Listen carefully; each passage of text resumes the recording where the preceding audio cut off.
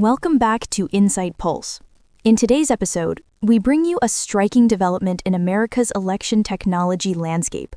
A former Republican election official has acquired Dominion Voting Systems and immediately rebranded it as Liberty Vote, with a stated mission of pushing for paper ballots and restoring public confidence in U.S. elections. Scott Leiendecker, who previously served as the Republican director for the St. Louis City Board of Elections and now leads a Missouri-based election technology firm, has purchased Dominion in a deal whose financial terms remain undisclosed.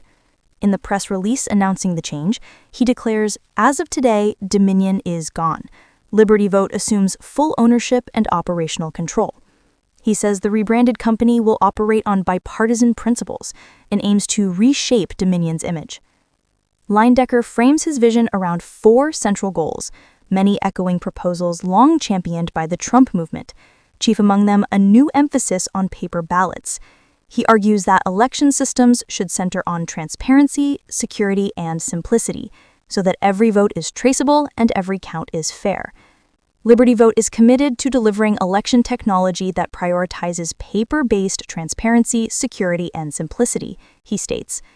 Under his leadership, the company vows to be 100% American-owned, with all software development and staffing based domestically, a marked departure from Dominion's origins, which included Canadian founding and operations.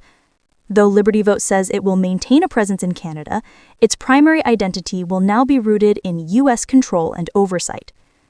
This acquisition arrives at a time when former President Donald Trump has made sweeping promises to overhaul U.S. election systems, including converting federally to all paper ballots, enforcing stricter voter ID requirements, and limiting mail-in voting.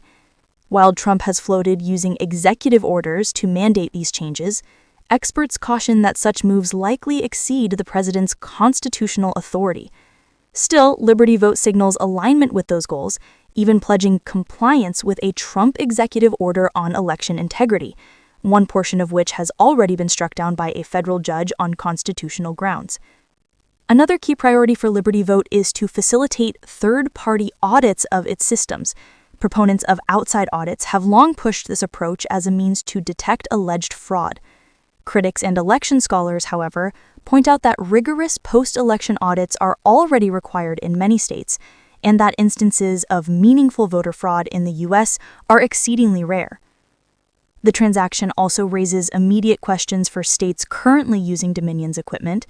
David Becker, who heads the Nonpartisan Center for Election Innovation and Research, says many of those states will now demand clarity on the new company's practices and assurances on future contracts.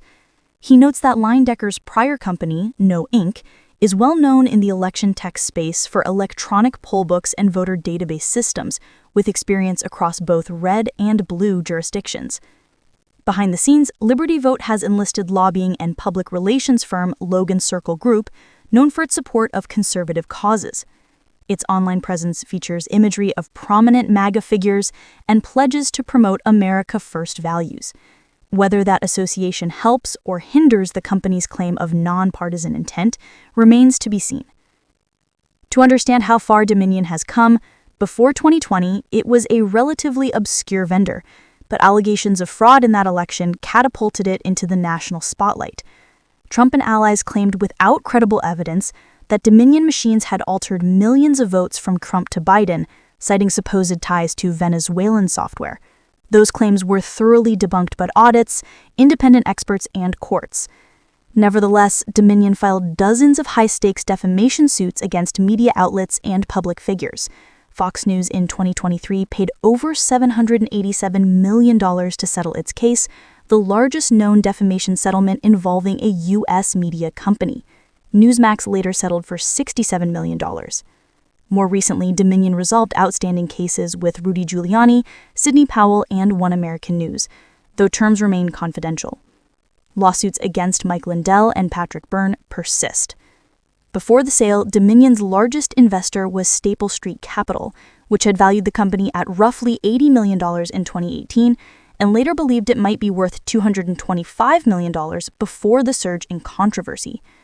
With new ownership, the future of Dominion's contracts, its relationships with states, and its reputation all face a new chapter.